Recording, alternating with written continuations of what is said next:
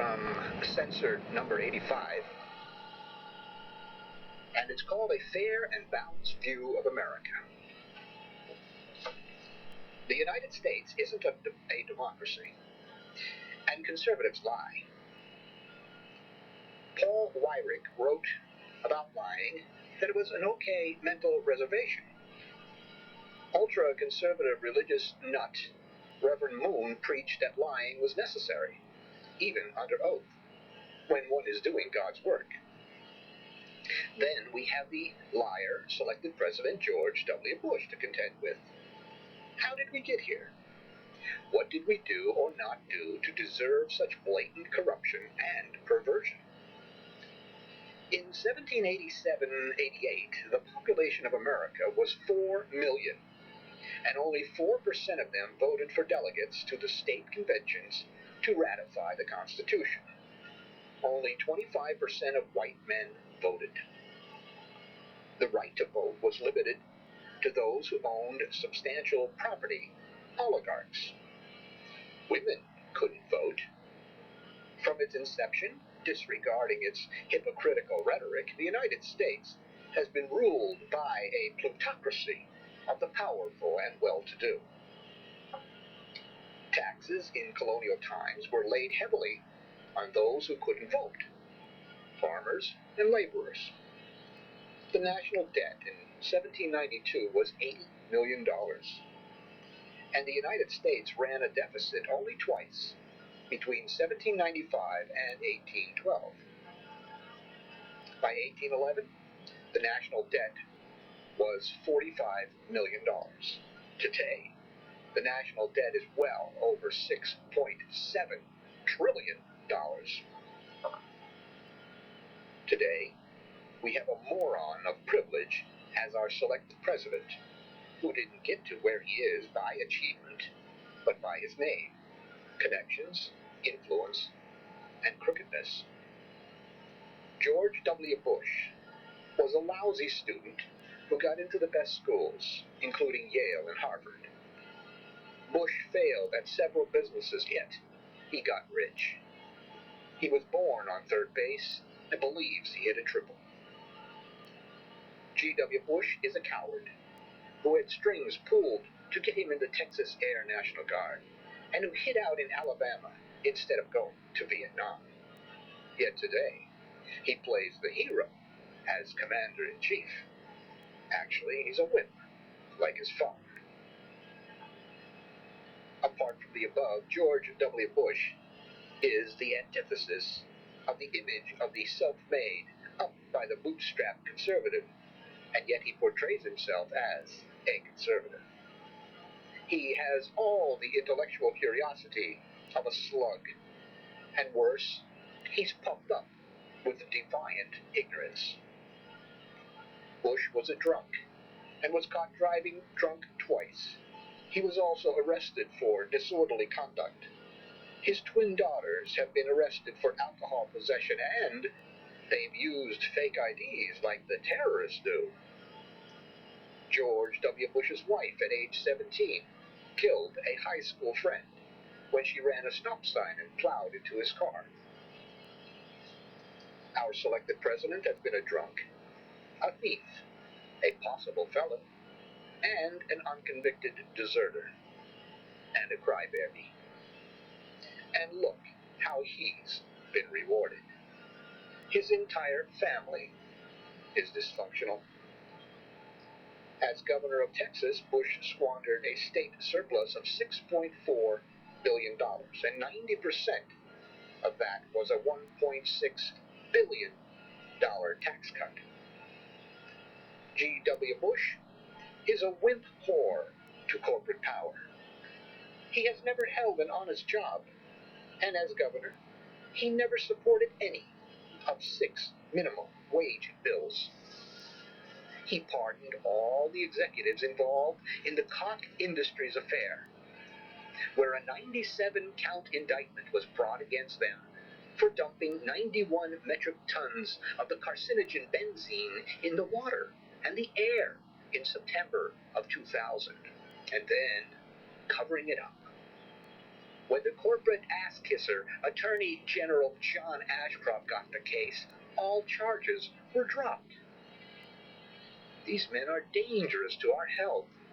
They are corrupt and don't care who they hurt for money, much like a hitman. These accessories to crime support corporate gangsters and punish the poor. G. W. Bush's compassionate conservatism is a con job, and it's obvious that there was something wrong about conservatism in the first place if it had to be relabeled compassionate conservatism. Bush is a world-class BS artist. He thinks instinct is intelligence, and he's lazy and arrogant.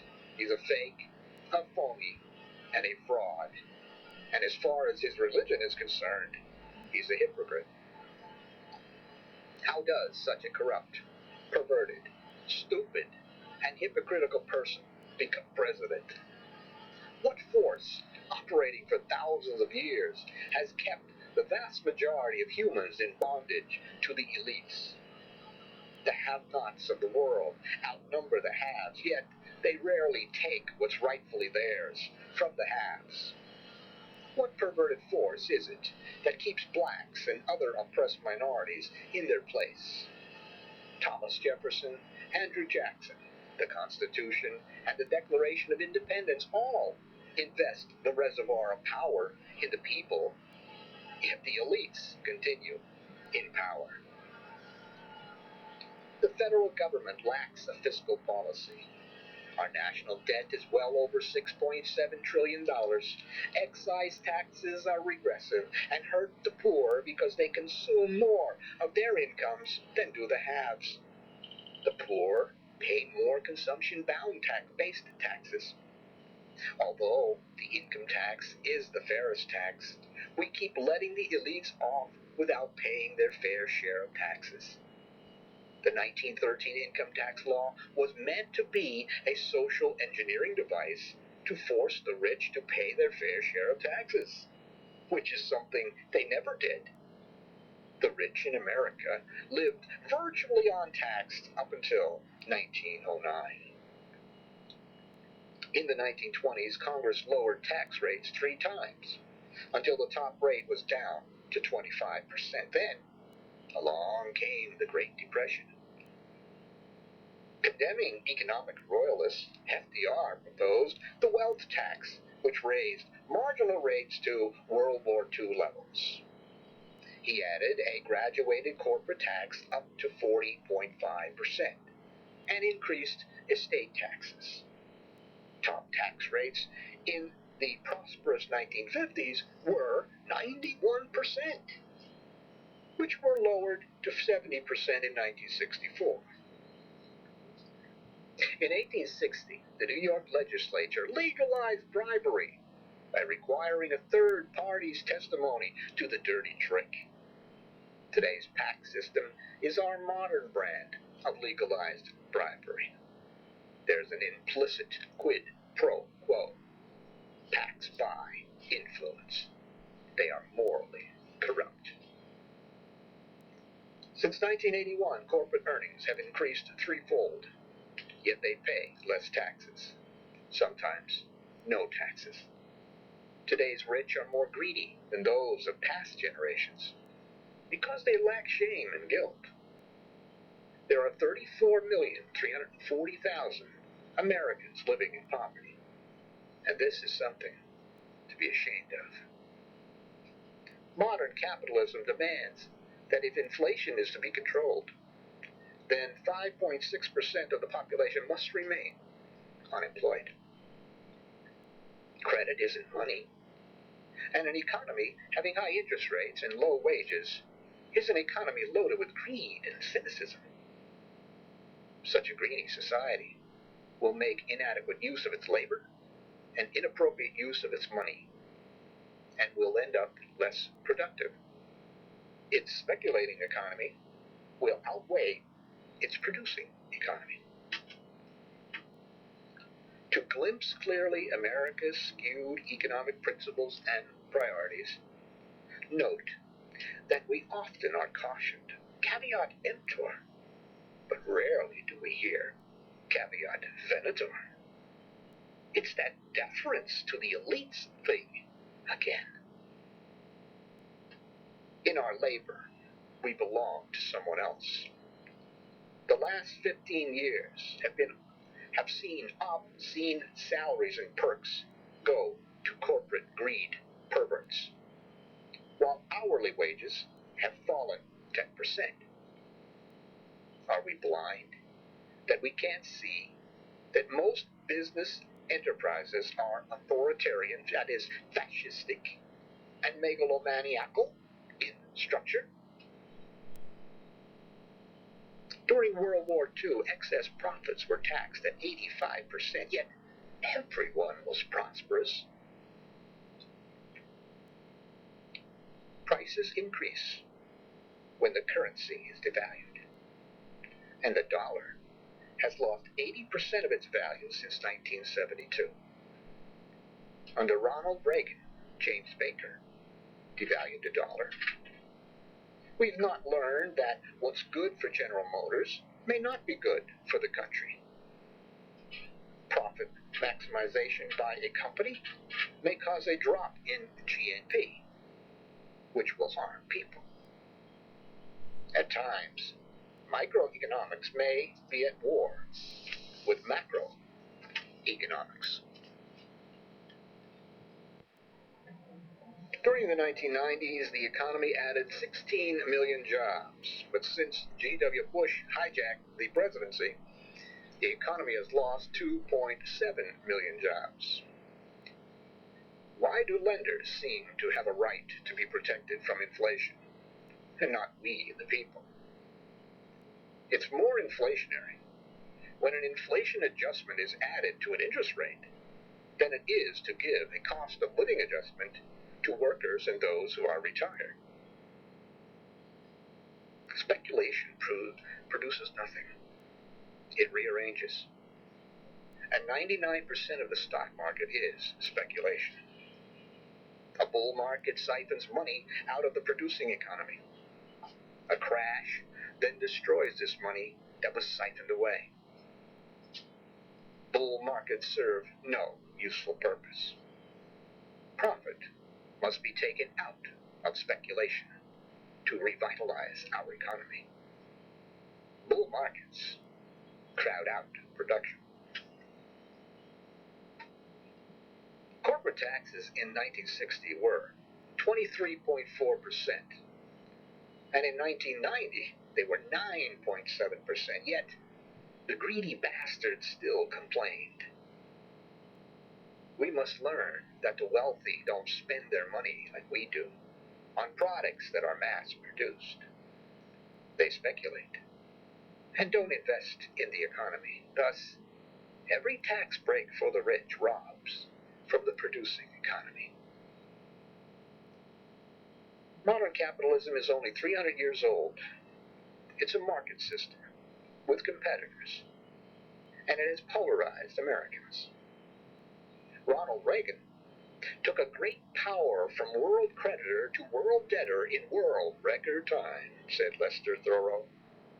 Still today, conservative friends of Ronald Reagan rationalize, cover up, and deny this fact.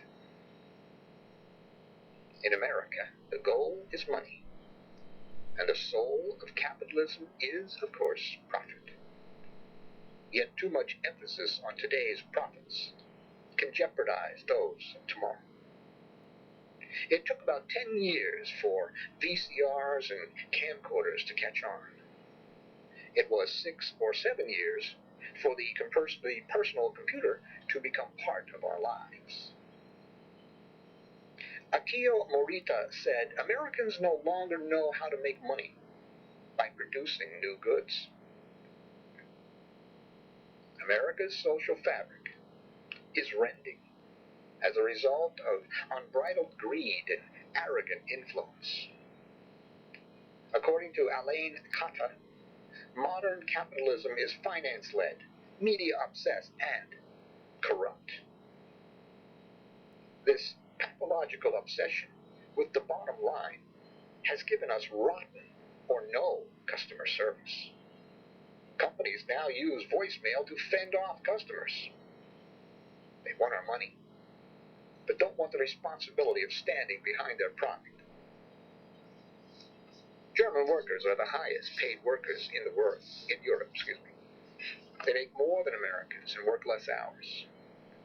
The most successful trading nations, Germany, Japan, Switzerland, and the Netherlands, all have strong currencies, while the dollar is in free fall. It's said that American manufacturers suffer from a narrow, parochial outlook, which causes them to miss export opportunities. There are two types of capitalism. One lives for the present, and to hell with the consequences for future generations. The second one plans for tomorrow, even though it might mean sacrifices today. The tax rate in Germany and Japan is 55%. In France, it's 57%. In Sweden, it's up to 72%.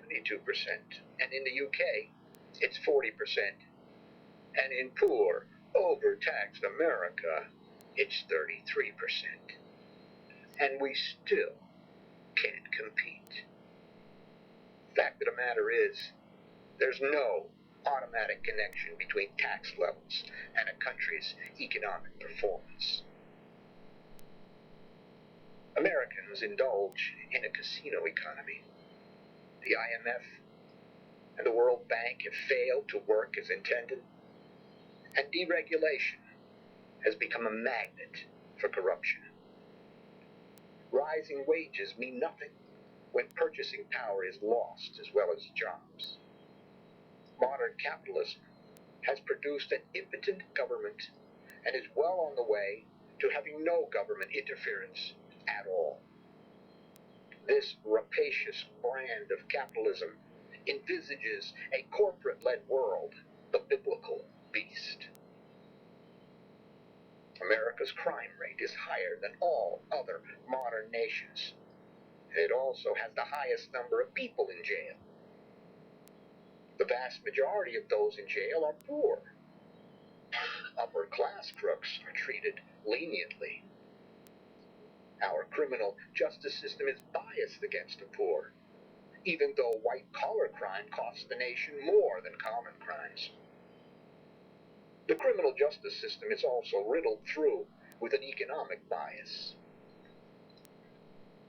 Our criminal justice system encourages and maintains the existence of a stable and visible class of criminals. Jail fails to prevent crime. The criminal justice system makes us believe that the danger to decent Americans comes from the poor, rather than from those above them on the economic ladder. The well-to-do are rarely arrested for their white-collar crimes. What can we do about crime? More police on the streets isn't the answer. 25 years of more police tossing more people in jail hasn't worked. The cost of crime in 1965 was $4 billion. And in 1992, it was $94 billion. Obviously, the war on crime has been lost. There are more killings yearly in Los Angeles and New York than in Japan. Wealth contributes to crime by bringing forth greed. In America, the gap between the rich and poor is wider now than in 1929. Why does our society refuse to call work-related deaths murder? Accidents caused by companies who cheat and lie should also be called murder if someone dies. What we call crime is a definition imprinted in us by the elites of our society. Americans lose more money yearly due to monopolistic practices, price fixing, consumer deception, and embezzlement than from all the property crimes in the FBI's index combined. Yet these aren't viewed as crimes, and they're rarely punished. Our institutions are corrupt and directionless. They're without a true moral compass. If they had a moral compass, they'd understand that corporate violence was a crime. They know that calculated actions that hurt others are evil. There are 100,000 occupational job-related illnesses in America yearly. More deaths occur each year in the work world than in the crime world. About 3.2 million unnecessary surgeries are performed each year. Drug giants SmithKline and Lilly pled guilty to withholding data about drug reactions and deaths. SmithKline was fined $34,000, and Lilly's slap on the wrist was $49,000. Hell, they only killed 85 people. Poverty exists because we allow it. There are 350,000 homeless Americans, and a prosperous society that allows poverty in its midst is a party to murder. The poor die earlier because of their poverty. By 1990, there were 35.6 million poor in America. Today, according to Ronald Goldfarb, our prisons have become the nation's poorhouse. At one time in their lives, nearly 91% of Americans have committed a crime which could have got them locked up. Blacks are 12% of the population and are 13% of the monthly drug users, but they represent 35% of those arrested for possession, and they are 55% of those convicted. They're 74% of those sent to jail. White-collar crime in America in 1994 was estimated to cost about $208.5 billion. At one time, 2/3 of the Fortune 500 corporations had been charged with serious violations, yet they got off with warnings and non-criminal penalties. Only 11 of 100 suspects investigated by the Securities and Exchange Commission are treated as criminals. 6 will be indicted, 5 will be convicted, and only 3 will spend some time in jail. The wealthy are never treated as common crooks. A pathological deference to the rich always prevails. In glaring contrast, the poor are punished even before being found guilty. No bail, can't help with their own defense, can't afford a good lawyer. For criminal corporations, fines are just a cost of doing business. Fraud was involved in 70 to 80% of the savings and loan failures during the deregulation-worshipping days of Reagan's administration. There were 204,211 people in jail in 1973. But by 1995, that number had climbed to 1,585,401. And most of these were poor and unemployed. Laws are made by the ruling party in its own interest. They call anyone who breaks them a wrongdoer and punish him accordingly. Thrasmachus in Plato's Republic. Our society impels us all to be a success. But the avenues to success are opened only to some. And those that are somewhat successful find a limit to their rise by forces beyond their control. David Gordon claims that capitalism provokes crime. Only 6% of Americans believe that poverty is a cause of crime. They believe that poverty is a sign of weak character. and aid to the poor is considered charity, not an act of justice. Poverty is thought of as personal failure and not an indication of social or economic injustice. Conservative ideology cackles that capitalism leads to everyone getting what he or she morally deserves. Well, we see that this law doesn't hold true in the instance of George W. Bush. The criminal justice system protects the interests of the elites against the lower classes and political dissenters. Police, Pinkertons, the Army, and National Guard have all been used against labor to protect the interests of capital. Throughout history, the have-nots had been held in check by the deception that kings ruled by divine right, and that somehow the have-nots were inferior to the haves. At no time throughout our history has the majority of Americans been able to acquire any more than 10% of the country's wealth. The way income is distributed in America doesn't tell the true story of what people really earn. And that which is the law may be morally no better than crime or tyranny. Germany under Hitler, Stalin's Soviet Union, and once South Africa. All dangerous acts committed by business executives are crimes.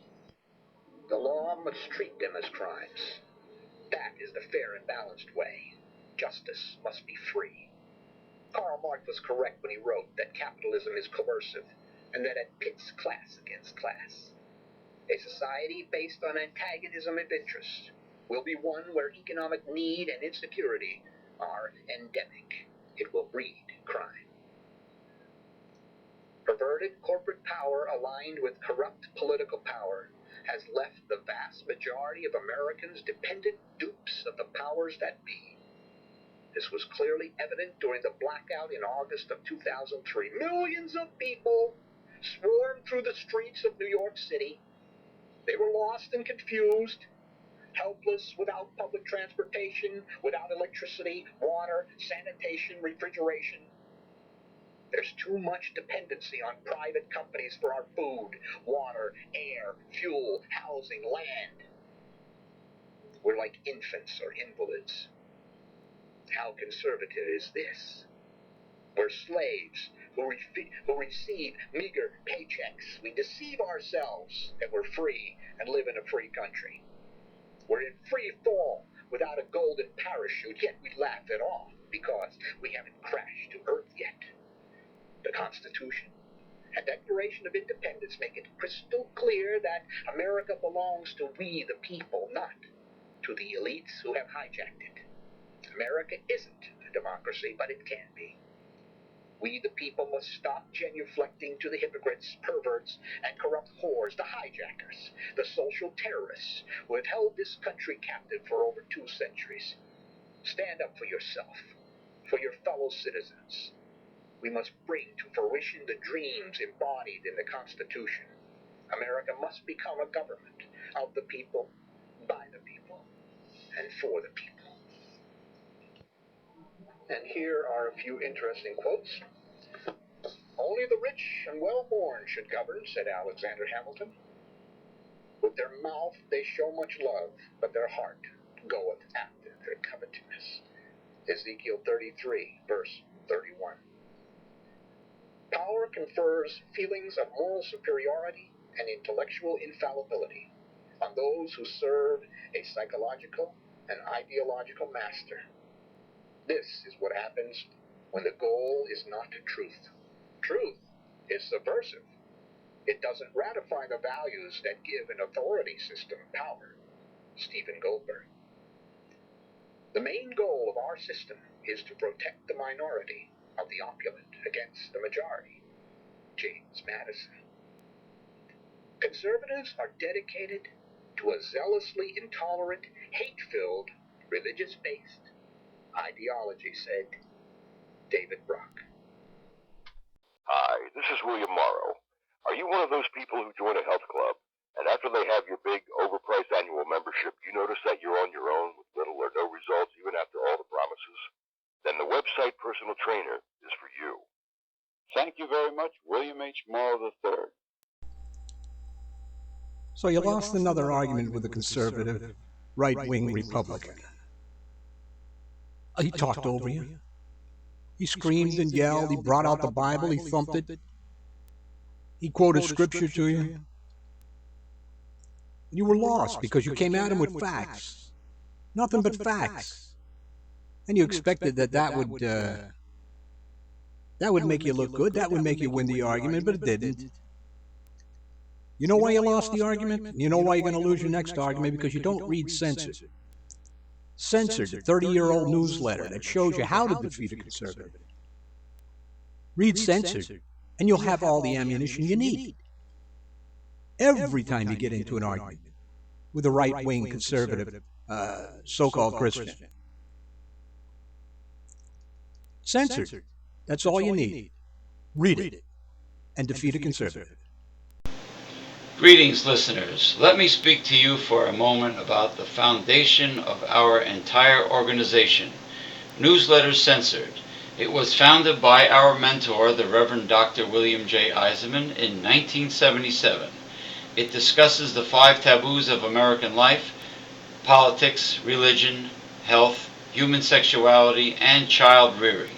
You won't find anything like this in the mainstream media and the press. It reveals the kind of truth that most people are afraid to hear. Can you handle it? We are living in the end times, so in order to defeat a conservative and save America, you need Newsletters Censored. Go to www.newslettercensored.com, click on the printable order form page, and with your gift to support this work, get your free annual subscription. This is James P. Madonna of Megalife 21, the hardest hitting internet talk radio station on the planet.